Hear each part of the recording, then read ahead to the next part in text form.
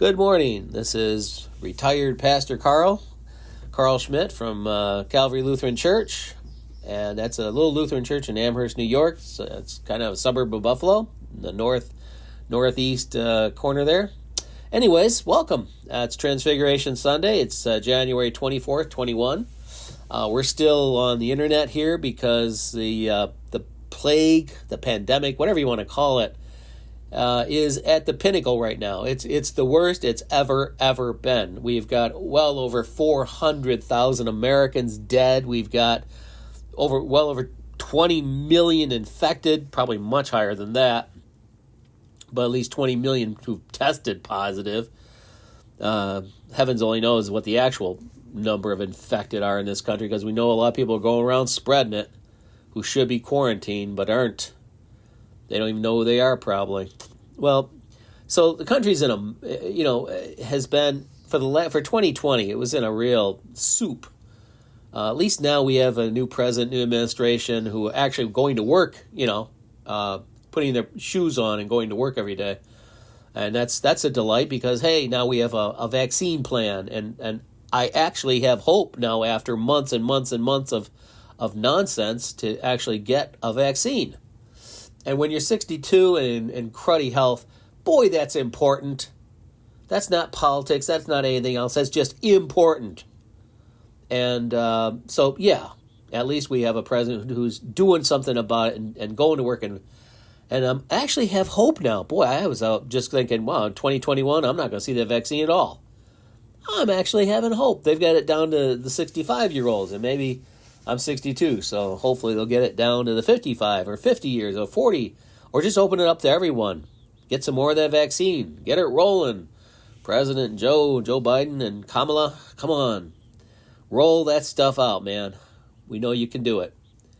And he's working hard to actually get it done, finally. So that's at least some good news. Today, though, has got some real good news, because it's Transfiguration Sunday. And so it's not only we're at the pinnacle of the plague and death and misery in our country and in the world, but in a note of hope, in a year of hopelessness, and what a cruddy year it's been. 2020 was, in my 62 years, 2020 is just flat out, with no even close comparison, not even in the same deck of cards, the worst, lousiest, cruddiest year of my life. Absolute garbage. You're just hiding in your house, hoping that some idiot doesn't cough in your direction who isn't wearing a mask. And unbelievable that people have been so ignorant and stupid. I cannot begin to tell you how stupid that is. Wear a mask. And if you're not smart enough, go ask your doctor, what is a mask? He'll probably give you one for free. In fact, I doubt you can get into his office without one. I'm pretty sure you can't. So, put a mask on. All right. Now, I said this was Transfiguration Sunday, and that's a good thing. Against the backdrop of hopelessness and economic despair that 2020 brought us as the pinnacle of just an economic ruin that we've reached in every field. I think the only thing that's going well are the places like Netflix. People have been doing nothing but watching Netflix or YouTube for something to do this last year. But now comes a word of hope. And in that word of hope is Transfiguration Sunday, this January 24th, 2021, from the Gospel of Matthew. The text being from the Gospel of Matthew, the 17th chapter, verses 1 through 9. And after 6 days Jesus taketh Peter, James, and John his brother, and bringeth them up into an high mountain apart, and was transfigured before them, and his face did shine as the sun, and his raiment was white as the light. And behold, there appeared unto them Moses and Elias talking with them. Then answered Peter and said unto Jesus, Lord, it is good for us to be here. If thou wilt, let us make here 3 tabernacles, one for thee, and one for Moses, and one for Elias, While he yet spake, behold, a bright cloud overshadowed them, and behold, a voice out of the cloud which said, This is my beloved Son, in whom I am well pleased. Hear ye him. And when the disciples heard it, they fell on their face and were sore afraid. And Jesus came and touched them and said, Arise, and be not afraid. And when they lifted up their eyes, they saw no man save Jesus only. And as they came down from the mountain, Jesus charged them, saying, Tell the vision to no man, until the Son of Man be risen again from the dead. Now, I said this is in the face of hopelessness and despair and illness and disease and loss. Because 400,000 families now are without a loved one. We're talking on the magnitude of World War II. This is like if you took the wars of the past century and put them all together, between the sick and the dead, it's that magnitude. That magnitude. This is the worst event in over 100 years, bar none, compared to none, nothing to even compare it to. And so in the face of that, we have a word of hope. Now, let's begin where the text begins with the transfiguration. And the word for that in the Greek text is metamorphothe, which is third person singular. That's he, she, or it. It's first aorist. That means punctiliar. It happened in a singular point of time, which is effects stretch out forward. And it's indicative, which is the mood or voice of certainty as compared to all the other moods and modes in Greek. The indicative is always a certainty. But it's passive. Jesus didn't do this himself. He had no desire, inclination, or itching to show power. In fact, being the passive means he just stood there. And God the Father reached out and brought about this change in form, because metamorpheo is the Greek root of this word, to change form, meta and morpho, change of form. The Father brought this about. Jesus had no desire to play power games. People in this world are even Christians, a lot of them look for things of power. The gospel is not in things of power. The gospel is not to be found in wealth and power, influence, politics, and all the rest. That is not where hope is to be found, ever. Ask any person who's been rich. Easy come, easy go is the truest thing in the world. 1 minute you may have it, next minute, gone. Only a fool thinks wealth is something, when it is, in fact, nothing. Try to buy happiness. I used to be a pastor down in the Keys, Middle Keys. A lot of rich people. Boy, a lot of unhappiness. Such unhappiness. You can't buy happiness. It's not for sale. So for anyone who's fool enough to try, the disappointment at the end of that little road is harsh. Harsh. Because when the money is gone, your friends are gone. When your health is gone, your friends are gone. When you're poor and sitting alone and you've lost your apartment and everything has gone south, yeah. See how popular you are.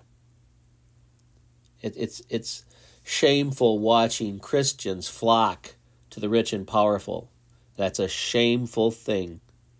It's embarrassing.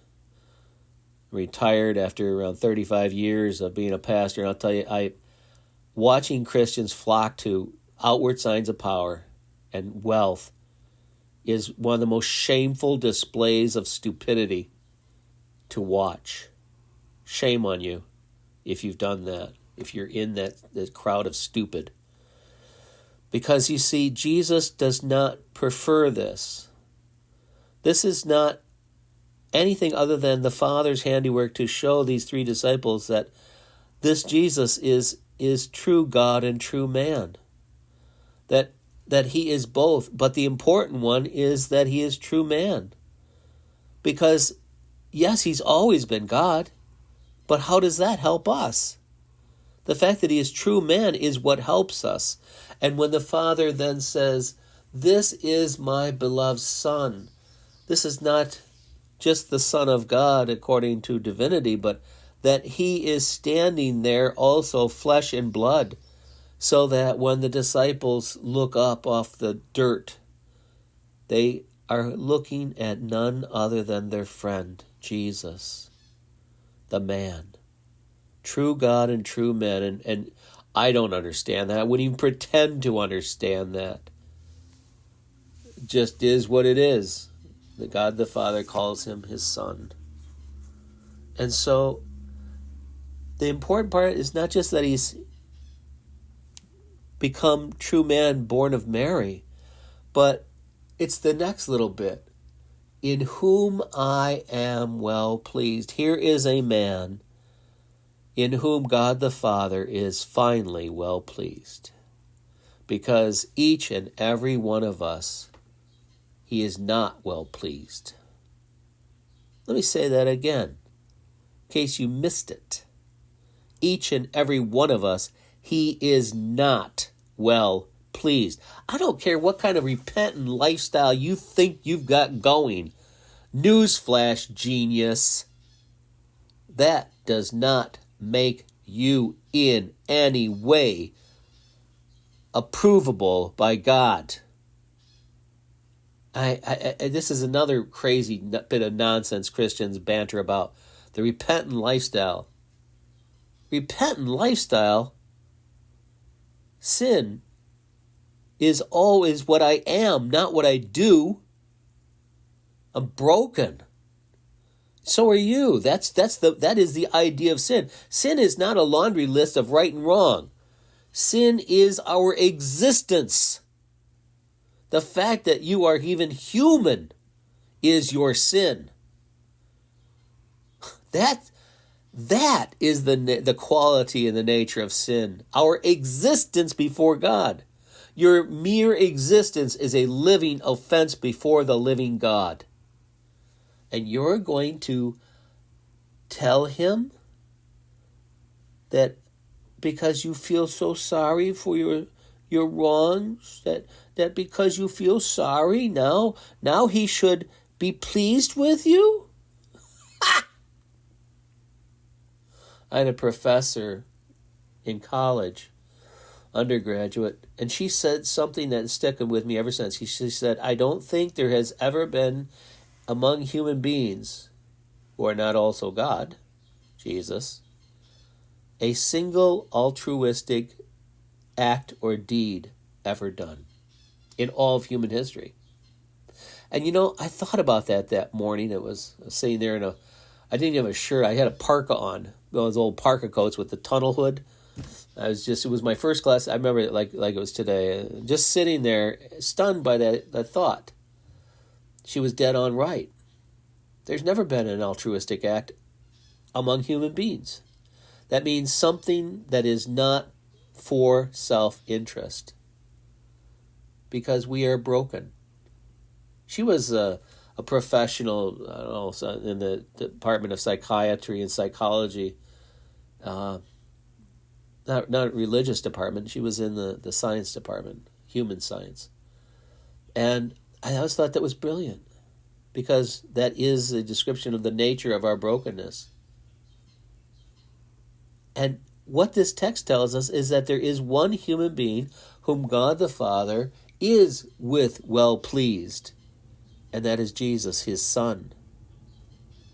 The only begotten Son of the Father, born of Mary, true God, true man.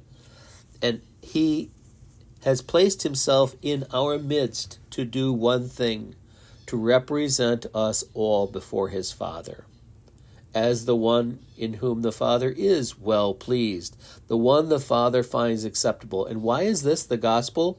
Why is this message offer us hope at a time when there's nothing but swill and and lies and nonsense we had the capital of our country was invaded by a bunch of fools with weapons and murdered a federal officer. You talk about times of being stupid. That's not stupid, that's criminal. That's pure evil. That's filth and garbage and trash. And I don't typically refer to human beings as filth, garbage, and trash. But when you invade the center of our democracy and republic, which has stood for hundreds of years with weapons and your little stupid helmets and your little... they look like it was Halloween for adults. I hope they all end up in prison for the rest of their lives for sedition and treason and whatever the government can find to charge them with, and try them and put them on proper trial before a jury of their peers. And after they find the verdict, punish them accordingly, because boy, that was horrible. The pinnacle of the worst year of our lives in this country. A treasonous rebellion mounted with a smiling administration behind it. Sickening. But here, the real power, God the Father, he says, look, I'm not interested in displays of power and nonsense, because when Jesus came down from that mountain, he looked just like you look in the mirror. Before you have to shave, or before you have to shower, before you put on your shoes. He looked just like us. He had to shave, he had to shower, and he had to put on his shoes. Well, sandals. And the gospel part is that God the Father is pleased in him. And since he has accepted this one human, where by one sin and death entered into the world, by one sin, grace and life and forgiveness and God's acceptance have come into the world. You see, you and I are not part of the gospel story in any way, shape, or form. We are not in this story. Jesus, the Father, the Holy Spirit, they are the gospel.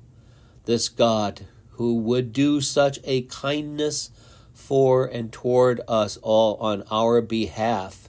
And why? I don't know why. I have no idea. And that's what makes it a kindness. Because a kindness is something that comes to the undeserving by its own nature of kindness. And this is how God the Father shows himself to the world. He's not interested in displays of power. He is power. He's God after all, whatever that is. I don't know. Haven't met him. Apart from one, the face of his Son, Jesus. The one that Isaiah said would be stricken and smitten and rejected of man, whose soul would be made an offering for sin, as Isaiah said, all of that. And so he was. This is why in the text, even the transformation from one form to another, Jesus wasn't even interested enough to do that himself. The Father, that's why it's in the passive. Metamorpho, the root. And in this form, it's the passive. So, as Christians, it's not ours to look for power and displays of power and wealth and majesty. And if you're interested in that, please think again. Read the text. Look at it more carefully. Because even Jesus, the one you call brother and Lord, is not interested in that. Why would you be? But instead be interested in the acceptance of God the Father, mercy, kindness, forgiveness, peace, and offering that to those around you, because that is your Christian duty. That is what the gospel compels us to. the undeserved kindness of God and his mercy and his acceptance, that we would then share that into the world as wide and far, as Isaiah says, every tribe, every nation, every language, every people, wherever they are to be found in this world. That's for whom God the Father loved and sent his Son, for all. And by it, all are forgiven. All. Before we're even born, we're forgiven.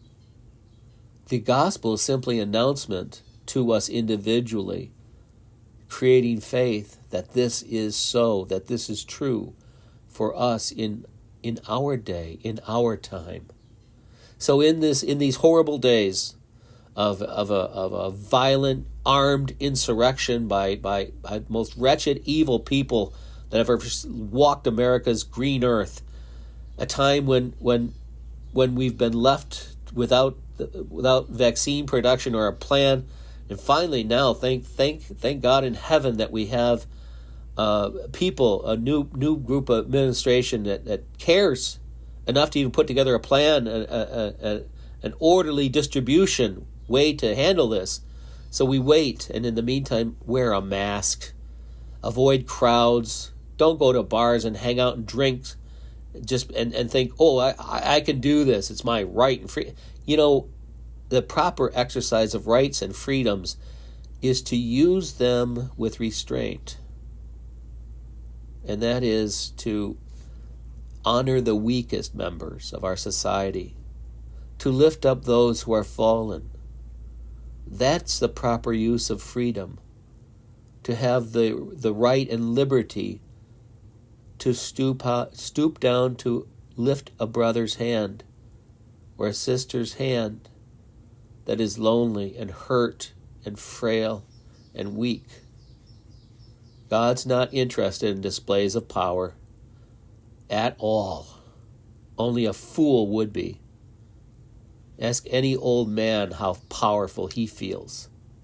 And if he's not completely out of his mind, he'll tell you, not very strong at all.